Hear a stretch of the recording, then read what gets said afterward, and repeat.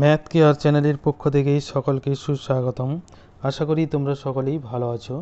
আজকে আরেকটি নতুন ভিডিও নিয়ে হাজির হয়েছি। ক্লাস 6-এর অধ্যায় 18 কোষে দেখি 18.2-এর বর্গমূলের অঙ্ক একের দাগ থেকে আজকে সুন্দরভাবে অঙ্কগুলির সমাধান করব। একের দাগের অঙ্ক কি আছে দেখো, হিসেব করে দেখি শূন্য ছাড়া কোন ক্ষুদ্রতম পূর্ণবর্গ সংখ্যা 12, 16, 20 ও 24 দ্বারা বিভাজ্য। তাহলে প্রথমে আমাকে জানতে হবে যে 12, 16, 20 ও 24 দ্বারা বিভাজ্য সংখ্যাটি কিভাবে পাব। 12, 16, 20 ও 24 দ্বারা বিভাজ্য সংখ্যাটি পেতে গেলে এই সংখ্যাগুলির লসাগু করতে হবে, কারণ লসাগু হচ্ছে লঘিষ্ঠ সাধারণ গুণিতক। তাহলে এই সংখ্যাগুলির সাধারণ গুণিতক যেটি সব থেকে ছোট অর্থাৎ লঘিষ্ঠ, সেটিকে আমরা লসাগু বলি। তাই লসাগু সেই সংখ্যাটি যেটি এই সংখ্যাগুলি দ্বারা বিভাজ্য হবে, সেটি সবচেয়ে ছোট। এবার লসাগুকে যদি 2 দিয়ে গুণ করি, 3 দিয়ে গুণ করি, তাও কিন্তু এই সংখ্যাগুলি দ্বারা বিভাজ্য হবে। তাহলে প্রথমে আমাকে সেই ক্ষুদ্রতম সংখ্যাটি বের করতে হবে যেটি 12, 16, 20 ও 24 দ্বারা বিভাজ্য হবে। তাহলে 12, 16, 20 দ্বারা 20, 24 দ্বারা বিভাজ্য সংখ্যাটি কিভাবে পাবো? এদের লসাগু করতে হবে। তাহলে প্রথমে এদের লসাগু করি।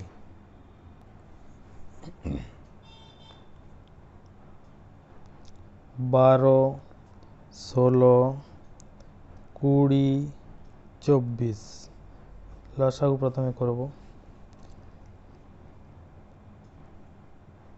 2 দিলাম, 6 দুগুণে 12, 8 দুগুণে 16, 10 দুগুণে 20, 12 দুগুণে 24। ঠিক আছে, এরপর আবার 2 দিয়ে দিলাম, কারণ 2 দিয়ে প্রত্যেকটাকেই ভাগ করা যাবে।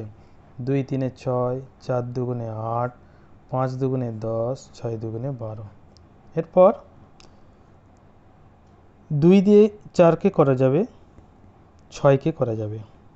আবার 3 দিয়ে 3কে করা যাবে, 6কে করা যাবে। তাহলে 2ও দিতে পারি, 3ও দিতে পারি। প্রথমে আমি 2 দিই, 2 দিলে 3টা থাকবে, 2 দুগুণে 4 হলো, 5 থাকবে, 2 3 6। এবার 3 দিলাম, 3 1 3, 2 থাকলো, 5 থাকলো, 3 1 3। তাহলে এবার লসাগু কীভাবে পাবো? এই সংখ্যাগুলির সব গুণফল। অতএব 12, 16, 20 ও 24 এর লসাগু সমান কত হবে?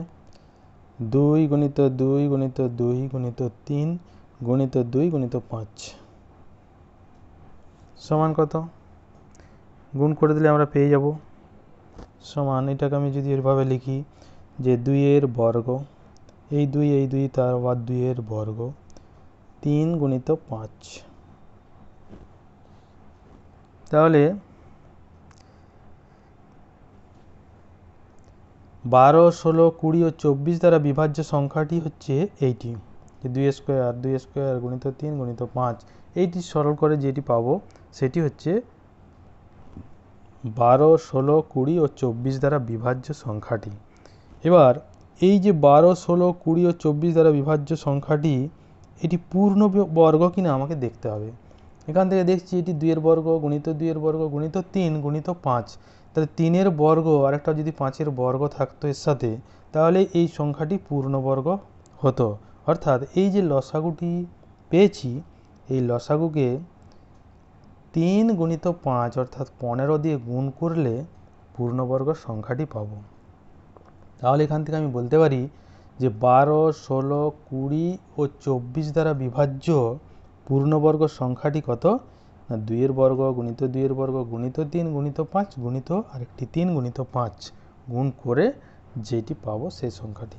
অতএব প্রথমে আমি লিখি 12, 16, 20 ও 24 দ্বারা বিভাজ্য সংখ্যাটি হলো, যেটি লসাগু পেয়েছি, অর্থাৎ 2 এর বর্গ গুণিত 2 এর বর্গ গুণিত 3 গুণিত 5। এবার যেহেতু এই সংখ্যাটি পূর্ণবর্গ নয়, অতএব 12, 16, 20 ও 24 দ্বারা বিভাজ্য পূর্ণবর্গ সংখ্যা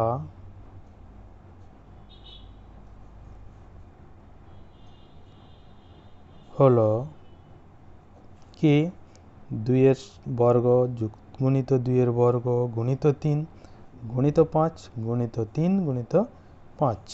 তাহলে পেয়ে যাব 3 এর বর্গ গুণিত 5 এর বর্গ সমান 2 এর বর্গ গুণিত 2 এর বর্গ গুণিত 3 এর বর্গ গুণিত 5 এর বর্গ। এটি সরল করি, 2 দুগুণে 4, এটা 2 দুগুণে 4, 3 3কে 9, 5 5 25। হিসাব করলে 4 4 16, 16 9 144, তাকে 25 দিয়ে গুণ করে দিলাম, 5 5 25, 5 4 20, 5 4 20 0 2, 5 4 20, 2 22, 5 1 5, 2 7 গুণিত 2 4 8, 2 4 8, 2 1 2 0, 8 2 10, 7 8 15, 1 16, 2 1 3, তাহলে 3600 3600 সমান 3600। পূর্ণবর্গ সংখ্যাটি হলো 3600।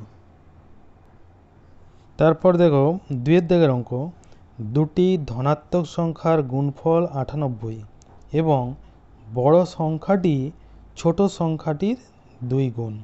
হিসেব করে দেখি সংখ্যা দুটি কি কি। তাহলে এখানে বলা আছে যে সংখ্যা দুটির গুণফল 98, সেই সংখ্যা দুটি একটি বড় এবং একটি ছোট। বড় সংখ্যাটি ছোট সংখ্যাটির 2 গুণ। তাহলে বড় সংখ্যাটি যদি ছোট সংখ্যাটির 2 গুণ হয়, তাহলে ছোট সংখ্যাটি যত আছে তাকে 2 দিয়ে গুণ করলে আমি বড় সংখ্যাটি পাবো।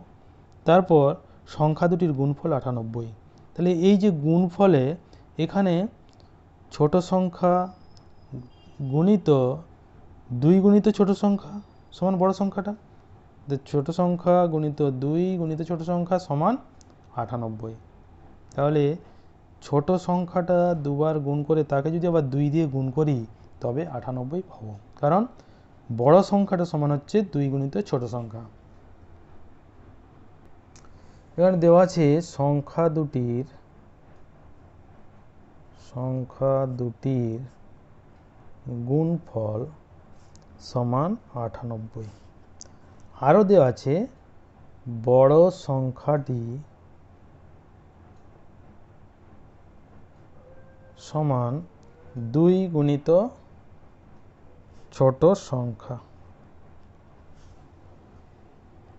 তাহলে 2 গুণিত ছোট সংখ্যা হচ্ছে বড় সংখ্যা, আবার বড় সংখ্যা গুণিত ছোট সংখ্যা সমান 98। আবার বড় সংখ্যা গুণিত ছোট সংখ্যা সমান 98।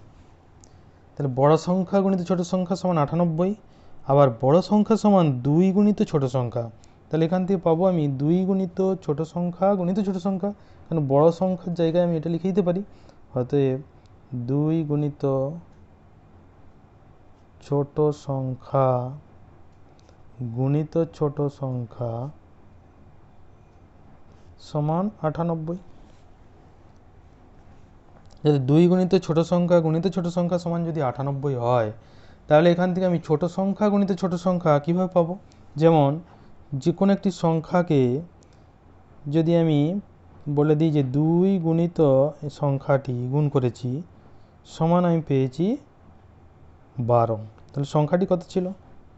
সংখ্যাটি আমি সহজেই পেয়ে যাব, এই সংখ্যাটি ছিল 6, কারণ 12কে 2 দিয়ে ভাগ করে দেবো। তাহলে 2 গুণিত সংখ্যা সমান ছিল 12, তাহলে সংখ্যাটি কত? 2 দিয়ে ভাগ করে দেবো। এখানেও 2 গুণিত ছোট সংখ্যা গুণিত ছোট সংখ্যা সমান 98, তাহলে এই ছোট সংখ্যা গুণিত ছোট সংখ্যা সমান কত হবে না? 2 দিয়ে ভাগ করে দেবো। তাহলে এখান থেকে পেয়ে গেলাম অতএব ছোট সংখ্যা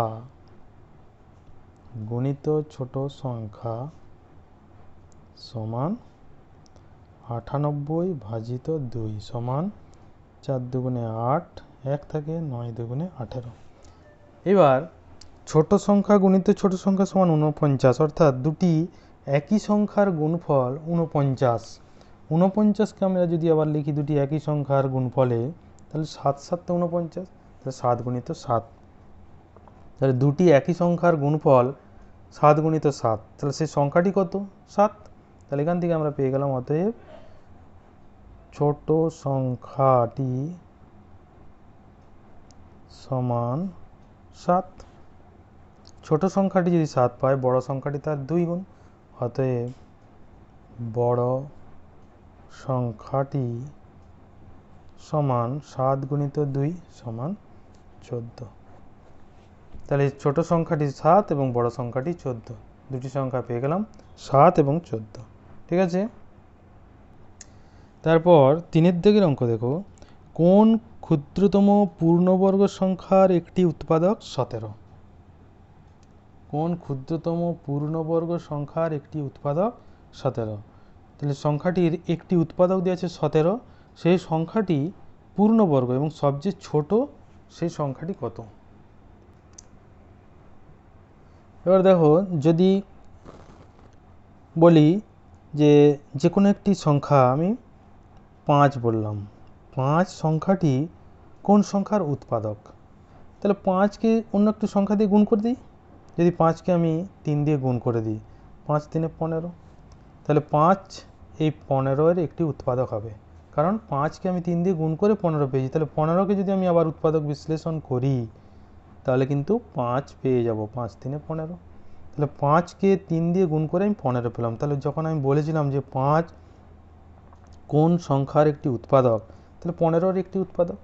এইবার যদি বলি 5 কোন সংখ্যার উৎপাদক যে সংখ্যাটি পূর্ণবর্গ এবং ক্ষুদ্রতম সংখ্যা, তাহলে 5 কোন ক্ষুদ্রতম পূর্ণবর্গ সংখ্যার একটি উৎপাদক 5 যদি বলি, তাহলে 5কে এমন একটি সংখ্যার উৎপাদক হতে হবে যে সংখ্যাটি পূর্ণবর্গ এবং সেটি ক্ষুদ্রতম, যে 5 দিয়ে গুণ করে সেটি পেয়েছি। তাহলে 5কে যদি আমি 5 দিয়ে গুণ করি, তাহলে 5 5 25, এটি পূর্ণবর্গ সংখ্যা এবং 5কে 5 দিয়ে গুণ করে 25 পেয়েছি। আবার এই যদি 15কেও 5 দিয়ে গুণ করি, 15 গুণিত 5, 5 15 75, এইখানেও কিন্তু 5 আছে, 5-এ কিন্তু এই 75 পূর্ণবর্গ সংখ্যা নয়। এবার যদি 5কে আমি অন্য আরেকটি সংখ্যা দিয়ে গুণ করি, যেমন 5 গুণিত 5 গুণিত 4 দিলাম, তাহলে 4 5 20, তাহলে 20 দিয়ে 5কে গুণ করলাম, হলো কত? 100। এই 100 কিন্তু পূর্ণবর্গ সংখ্যা, কিন্তু 5 দিয়ে গুণ করে আসছে। আবার 100 কিন্তু ক্ষুদ্রতম পূর্ণবর্গ সংখ্যা নয়, যেটা 5 দিয়ে গুণ করে পেয়েছি। তাহলে ক্ষুদ্রতম পূর্ণবর্গ সংখ্যা পেতে গেলে যেই সংখ্যা দেওয়া আছে, যে বলেছে যে তার একটি উৎপাদক 5 যদি বলি, তাহলে 5কে 5 দিয়েই গুণ করতে হবে। তাহলে এখানে বলা আছে যে কোন ক্ষুদ্রতম পূর্ণবর্গ সংখ্যার একটি উৎপাদক 17, তাহলে 17কে আমি 17 দিয়েই গুণ করব, কারণ 17কে আর উৎপাদক বিশ্লেষণ করা যায় না। এবার যদি এরকম সংখ্যা হতো যে 18কে যদি বলতে যে 18 কোন সংখ্যার উৎপাদক যেটি পূর্ণবর্গ সংখ্যা, 18কে আমরা ভাঙলে পাই 2 গুণিত 3 গুণিত 3, তাহলে এই 3 3 এটা কিন্তু বর্গ সংখ্যা আছে, 2 গুণিত 3-এর বর্গ। এই 2কে যদি আমি আরেকটি 2 দিয়ে গুণ করে দিই, তাহলেই তো বর্গ সংখ্যা পেয়ে যাব। তাহলে 18 গুণিত, তাহলে 2 করে দিলে 18 2 36 হয়ে যাবে। এবার 18কে যদি 18 দিয়ে গুণ করি, সেটাও পূর্ণবর্গ সংখ্যা হবে, আর 18কে যদি 2 দিয়ে গুণ করি, তাও পূর্ণবর্গ সংখ্যা হবে, কিন্তু ক্ষুদ্রতম হবে আমার 36। অর্থাৎ উৎপাদক বিশ্লেষণ করে দেখলাম যে কোনটি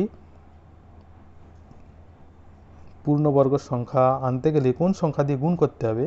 এখানে দেখলাম 3 তার বর্গ আছে, 2-এর বর্গ ছিল না, তাই 2 দিয়ে গুণ করে দিলাম। 17কে কিন্তু উৎপাদক বিশ্লেষণ করে পাই 17 সমান 17 গুণিত 1। তাহলে এই সংখ্যাটিকে পূর্ণবর্গ করতে গেলে 17 দিয়েই গুণ করতে হবে। অতএব এখান থেকে আমি পেয়ে যাব নির্ণেয় ক্ষুদ্রতম পূর্ণবর্গ